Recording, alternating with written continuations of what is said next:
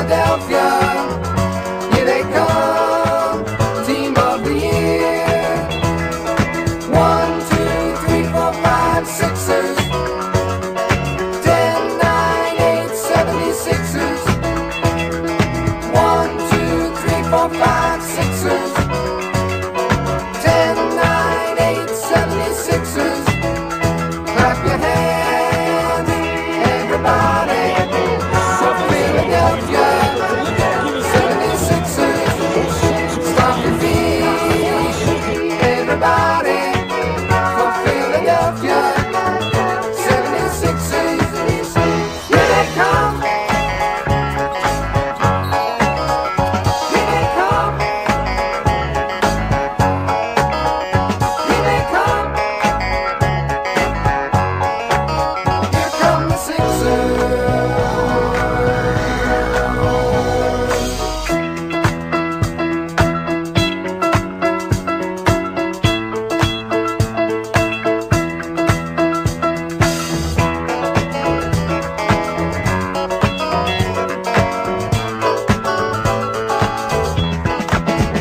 Clap your hands, everybody, for Philadelphia. 76ers. Stomp your feet, everybody, for Philadelphia. 76ers. Clap your Williams in the penetration, and it's knocked away by the touch hold into the hands of Peterson. Antonio Davis. 76ers. Stomp your feet, everybody, for Philadelphia. 76ers. Clap your hands, everybody, for Philadelphia. 76ers. Stomp your feet, everybody, for Philadelphia. 76ers. Clap your hands, everybody, for Philadelphia. 76ers. Stomp your feet, everybody. Welcome back to Eat Sleep Sixers. I am BG. I got my dog 215 the Sports Guy with me, and of course back again, Lauren, Fan of the Year, and we got a Sixers W. Man, it's been so long since I heard the song. I know a lot of people be like, "Man, the song just so long." I don't care. I'm excited. We gotta win. Absolutely, absolutely. Look, absolutely. Yes. I enjoy the song every time we get a win because it's not often we get to hear it. This is our first time hearing it in 5 games. So, how y'all feeling about this W today? I'm You know feeling good. And it's not often that we get to see the flower lady because we've been losing. We haven't seen her, but she's here, and she wants to know first and foremost, Lauren, Mhm. who do your flowers go to tonight and why? My flowers are going to our rookie VJ Edgecombe. He made 6 3-pointers tonight. That's his career high. He was shooting 6 for 7 from the 3-point line tonight, y'all. So I got to give it up for our rook for stepping up. And I love the fact that, he likes to posterize people. Now, a lot of times he misses, but you got to appreciate the confidence that he has, thinking that he's going to make that basket. I love it. I love VJ Edgecombe. I love our rookie. Yeah, that dunk was crazy. We're going to talk about it a little later, Milt. That dunk was crazy. He caught Ant slipping. Ant turned around for a split second. Thought he had time. Oh, Diggle Matt, oh, no. Oh, no. It was crazy. The sneaky athleticism of Tyrese Maxey. Yeah. Our flowers tonight goes to none other than brother Tyrese Maxey. Yeah. 40-40, 8 assists. Yep. Some rebounds, great defense. Didn't force the 40 points. That was the main thing. He didn't force the offensive side tonight, and that was huge for me. BG, who's your flowers go to? Yeah, it was a point in that third where it looked like Tyrese Maxey just knew, y'all can't stop me, yo. Y'all can't stop me. Like, he had a swag about him.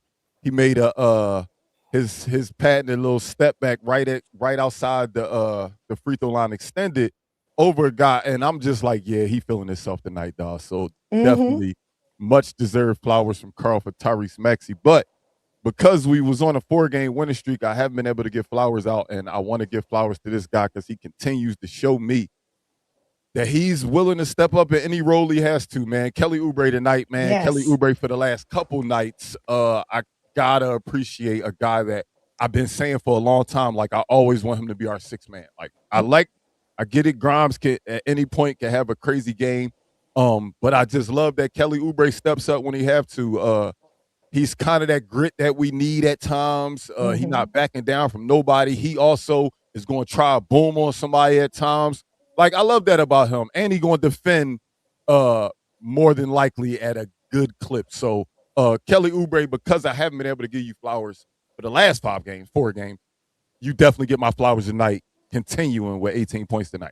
I'm going to say that. I'm going to say this, and it may seem like I'm blowing it out of proportion, but this team is going to go as far as the supporting cast takes it. And a big part of that supporting cast is Quentin Grimes. Tonight was solid. I felt like he was aggressive. He didn't double guess his shots. He wasn't in his head. He just flew, and he let the offense flow. And that's when he plays well. When he's in his head a lot, pump faking, doing herky-jerky stuff. No, bro. He was doing a little bit of that, too. Just a little bit. He still was doing a little bit of that. Let's be clear. But too much of that is not good. You're going to shoot it or not. And that's his game. You know, catch and shoot it. I felt like, you know, Tyrese Maxey did a great job with his floor game tonight, putting guys in position to score. He's getting better at that. I think that part of his game is being overlooked. And BG, without further ado, Tyrese Maxey, I got to see it for myself. Yeah, it was kind of nasty. Like I said, he caught Anthony Edwards slipping a little bit.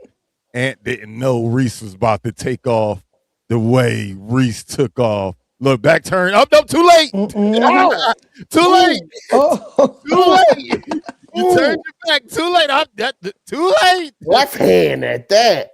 Oh, Reese with the boom. Disrespectful. My goodness. Definitely the play of the game. Definitely the game, dog. For sure. Listen, but man. your boy, like I said, VJ tried to catch a body too. VJ tried to catch a body too. He tried to catch one again. No, VJ gonna always try. He got a nasty one yet. He ain't got it. No, because he missed. Yeah, I thought we was. Like I said, it was a hard miss. So it flew straight out to the 3-point line to Kelly Oubre. Kelly Oubre wound up hitting a 3. So it turns out being a highlight, but I mean, it wasn't. It's definitely not a VJ Edgecombe highlight. He's still he gonna get some like that. Listen, most importantly, me and Lauren was talking as the game was winding down. We won the first and the third quarters. We won the first and the third quarters, and I think that's huge. We normally lose those quarters. That's why we normally lose games. You know, if we continue to do that, that's playing well in the beginning of the game. And right after the halftime, after the coach done talking and saying whatever he does, you know, I like to see more of that. You know, that puts us in great positions. And I think I said that in the pregame, that the key was we had to play 48 straight minutes and focus on that third quarter. So that's the difference. And I'm refused to say something about Nick Nurse. It's one game. I refuse to say something positive. It's one game. It's one game, but the guys were moving around. They were moving around. Plays were being called a little bit, but that's all I'm giving him tonight. He hasn't. Give me a couple more games like tonight. Carl, I don't know what you're talking about. I just saw them. Guys was making shots. Guys was just hooping. I mean, it still was Sixers basketball. Most of those Maxi buckets came in ISO. Most of those VJ buckets came in ISO. Like it still was Sixers basketball. The only difference was the shots was going in. Going in. And they defended well. I'll give that. They did play defense a little better. But also, I'm speaking of the activity and the movement without the ball. You often see them guys bobbing and weaving around the perimeter, handing the ball off from one person to another. When MB and PG and Maxey's on the floor, it sticks individually. They either play two-man game or whatever the case. I see everybody touching the ball. And that's a good thing. One thing I'll say is when we play these West Coast teams, we see this version of the Sixers when Embiid is not there. And I say this version of the team, I mean an up and down team, a team that's grabbing rebounds, a team that's going to defend, a team that's going to be up and down the court and control the pace. And it's usually because we play in a Western Conference team who plays like that. And I love that we're able to play up to that standard. but I do still want us to show up when we play those New Orleans of the world. When we play those, well, Charlotte has been playing all right lately, but when we play the Charlotte of the world, when we play those teams we should be better than, I want us to play like this then. Why do we play down the competition, but then when we play against teams like Minnesota, who most people had us losing, I think it was ESPN had it, You had us losing the too. win prediction at like 78% Minnesota. So like the world You had us losing this. too. When did I say that? Your face last when we was talking about this game. You remember we was talking about this game? You said, "Oh, we got the Bulls next on Sunday." I wasn't. Should I have been excited that we were playing Minnesota after losing by 40? That's all I said. I never said the words "we're gonna lose." No, you didn't say that. You didn't say Just that. because I wasn't happy after losing to New Orleans, don't mean I said we was gonna lose. I just wasn't happy that damn it's Minnesota that we gotta go. Right. Shit. Like damn. Well, I guess it's time to strap up. I'm happy. They strapped up. They was able to lace him up, and that's why I mentioned in pregame. Remember when I said after that long road trip we had that clunker, and then we had a W, and I said it just reminds me of the same thing, and that's exactly what we saw. We saw a clunker last night, and then we came out tonight and played some basketball. Right, and that we did. I think Drummond once again was pretty damn solid. BG, how many boards did Drummond have tonight? I lost count. He actually only had 9, and I was surprised when I saw the ending box score, because within the first half, I felt like he was rebounding the ball. He was so dominating down there. Yeah. When I looked at as the song is playing, and I'm just browsing the box score, I'm like, wait, Drummond only had 9 rebounds? I said the same. I was confused. I know Bona had about 5. Them together, I think rebounded the ball pretty damn well. That we're going to need to continue doing. I saw somebody in the chat speak on Joel Embiid. This has been quite a few days off. Hopefully we'll play on Tuesday. Hopefully. A few. They ain't played since before the All-Star break. That's true. The PTO is up. Yep. I get it. BG. If we could just stay afloat and B could be healthy, like let him get healthy, BG, and then he'll be available in the playoffs. I just don't want the situation where guys get comfortable in a role and then Embiid come back and it's not hey, we got Embiid back, we got Embiid back, so everybody else take a back seat and stand around again. That's the only thing that I fear. Like I get it. I'd rather be winning these games with Embiid in the lineup, not without him. I know his health is number one priority. I get that, but I do also think, again, you don't see teams that got guys in and out the lineup in the finals. You see those teams that gel throughout the season, injuries here and there. That just happens. But you don't see these guys with these championship contenders, Shea, out the lineup for months on end. He's out right now, but with months on end, and then they just all of a sudden are fine. Like everybody that has won a championship is usually a team that's built that cohesion and figured out ways to win together in tough times. These type of road wins, certain type of home wins, conference wins, divisional wins. We need him here for that, so he knows what it feels like to be with us. Right. And it's not just Embiid, it's also Paul George. Yes. So we have 2 people. So, we're fighting an uphill battle, Most definitely. One thing I could say about VJ, I will agree with Eric from YouTube. He was attacking from the rip tonight. And, that's the VJ that, I like to see more often. He's a rookie. We're not going to put that pressure on him. I understand. But this team is much better when he's playing aggressive, going downhill, attempting to crown on people. You know what I mean? Hitting the outside shot with confidence. Yep. He's a great asset to have, man. Great asset to have. Shout out to the young fella. Yeah. Yeah, he's not missing anything except for experience, in my opinion. I want him out there when it matters. I want him taking the big shots when it matters.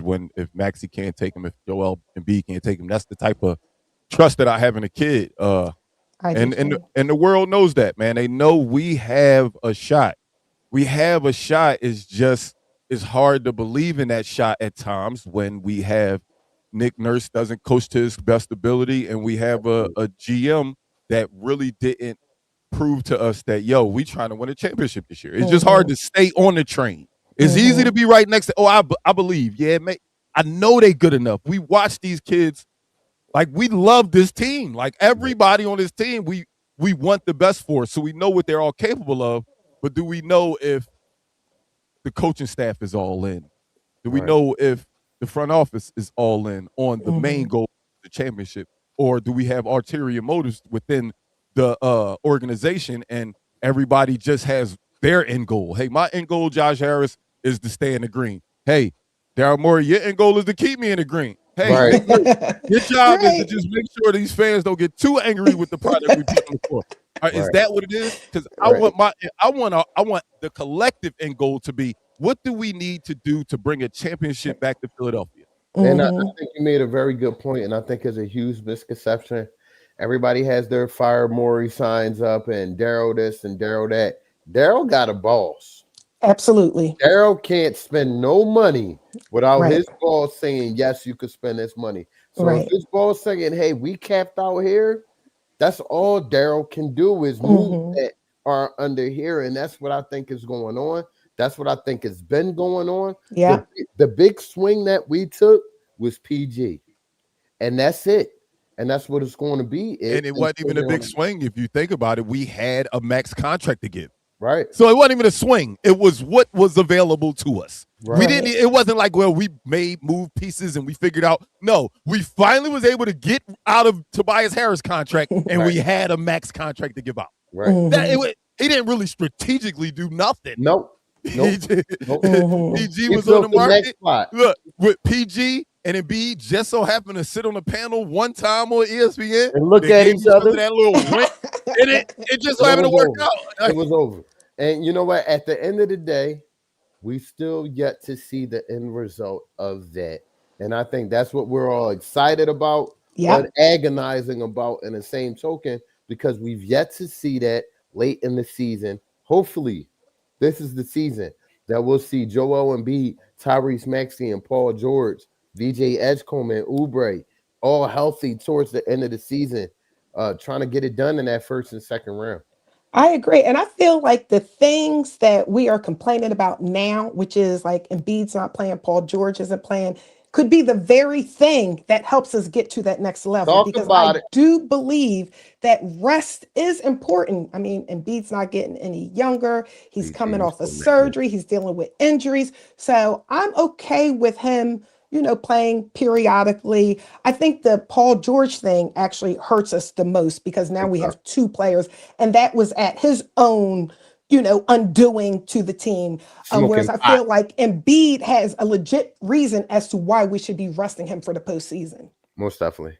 Most definitely. I don't mind a Joel Embiid, staying off of this knee. But in the same token, like BG said, there is a difference in play when Joel is on the floor and when he's not on the floor. There is a difference in play when PG is on the floor, even though he's a plug and play type of guy. He could get in where he fit in. But Joel being implemented back in this roster, it needs to happen soon, going in towards these playoffs so they can get accustomed to playing that way again. Is the difference.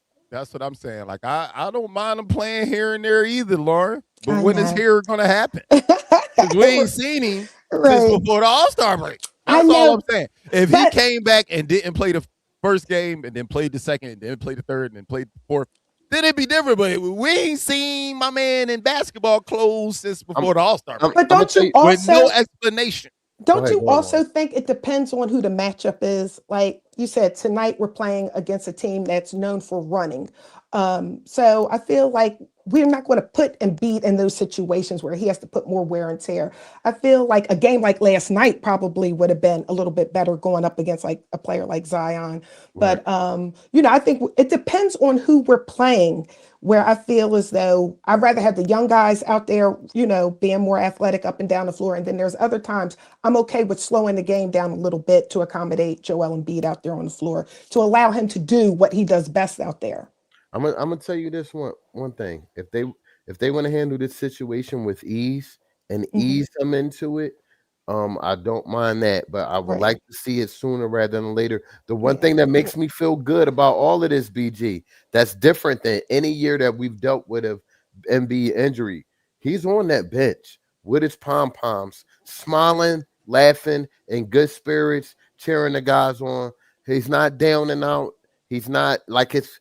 Embiid wears his emotions on his sleeve. Yep. I think if it was something going on, Yep. he'd I know it totally by agree now. with that. And I feel like that was sucking the energy out of the locker room,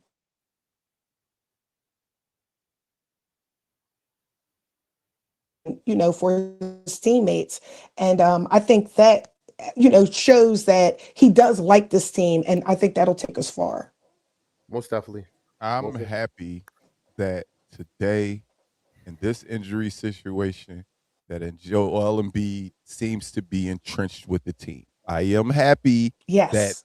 in years past you'd be like, yo, why Embiid ain't even on the bench? I'm happy with that part. Hmm. But Carl said a word just now that I don't get. He said if they're gonna slow roll this, then I'm with it. But I thought we did that already.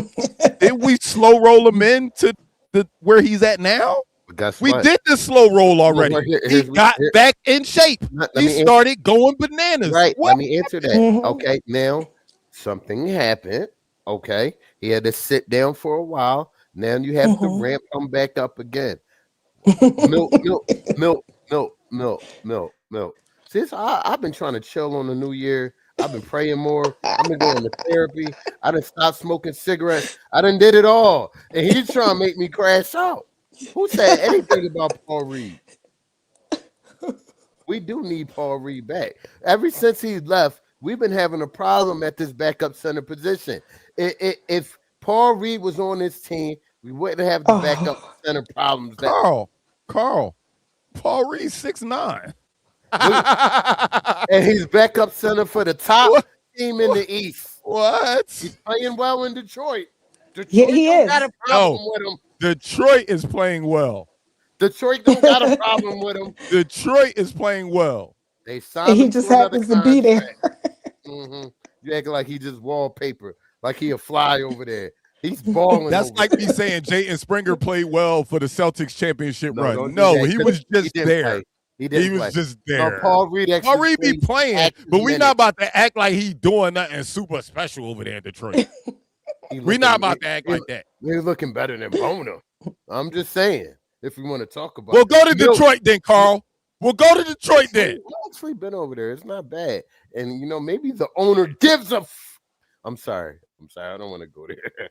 But, solid win tonight. Yes.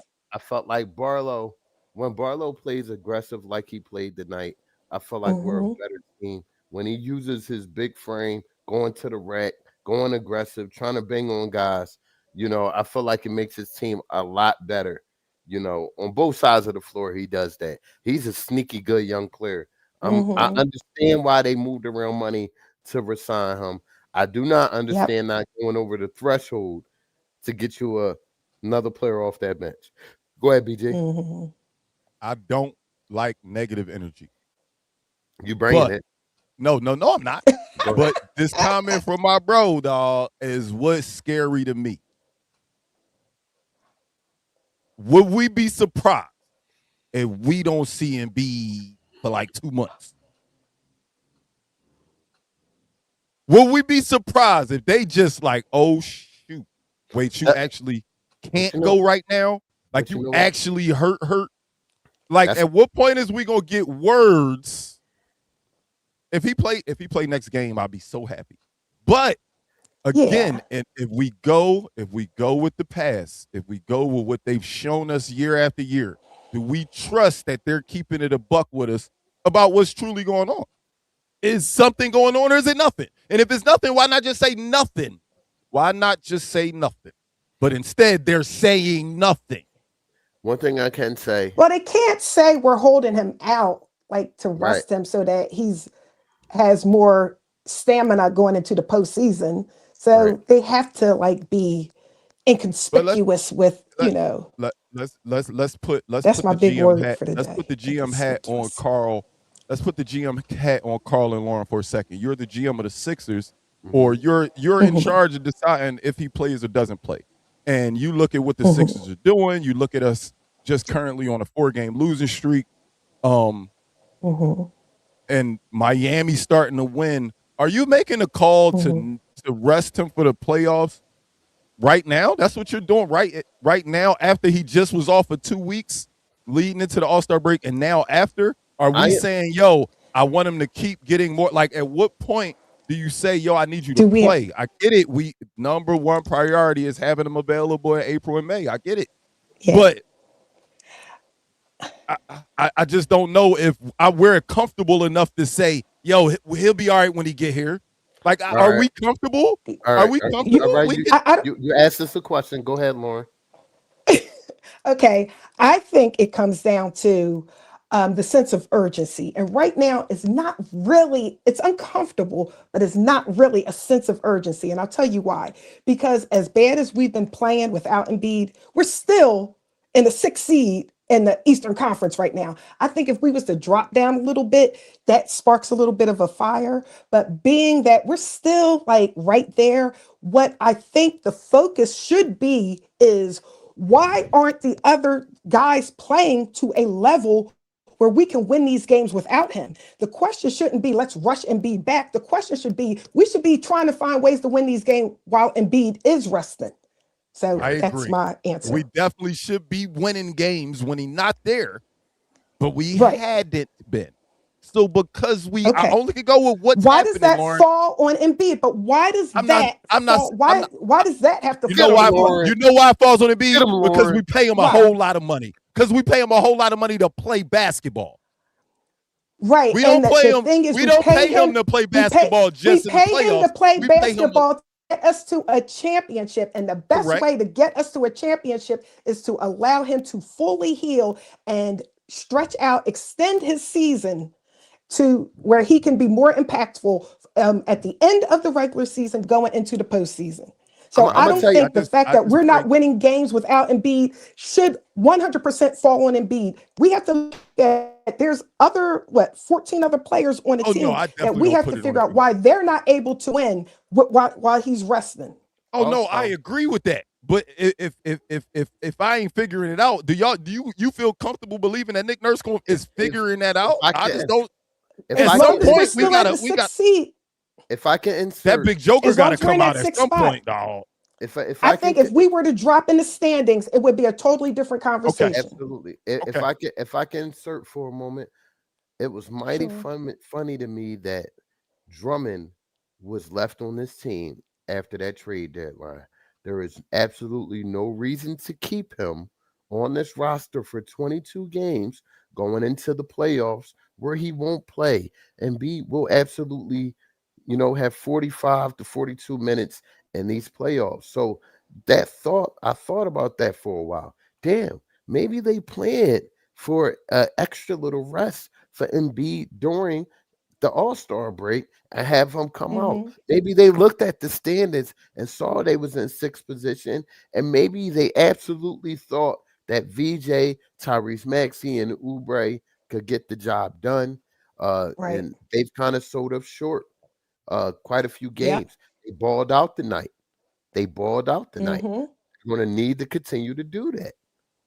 Hopefully, hopefully that's the case. I'm thinking positively. Hopefully we will see the big man back out here.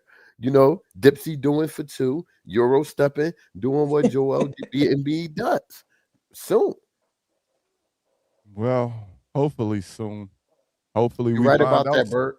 Hopefully we find Yeah. out something. I just want to know. Like, I just don't like that we don't know. I love that he's out there though. That's a different type of Joel Embiid. Him Mm. sitting on that bench and Yeah. being there on road trips, being with the team and on the Right. bench, not just in the back. It says a lot.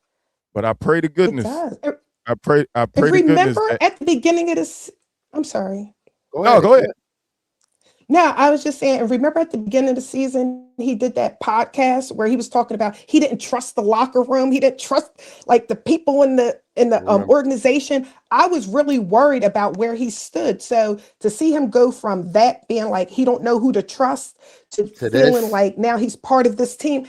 Yeah, Yeah, it's that's big. refreshing. And that's a Big. positive takeaway that we can have, with this whole Embiid thing, And which is a difference maker moving forward. And you know what? Before BG drops another dark cloud of negativity, we're going to end the show just like that. Look up top.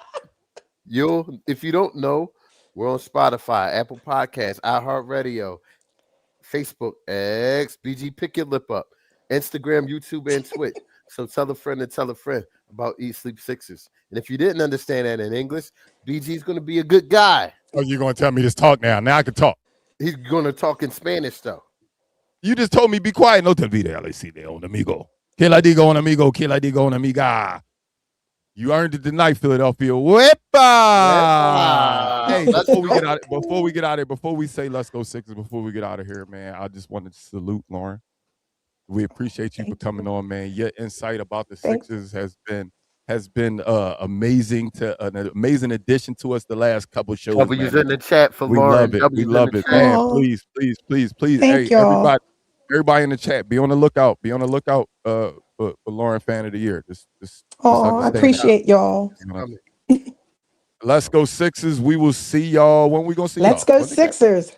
When we play again? Tuesday or Wednesday? We play Tuesday. Tuesday against the Pacers. We're the Pacers at 6. Yeah. No, at 7. I'm sorry. So we'll be right back. 7 p.m. tip off. 6:30 on Tuesday. Let's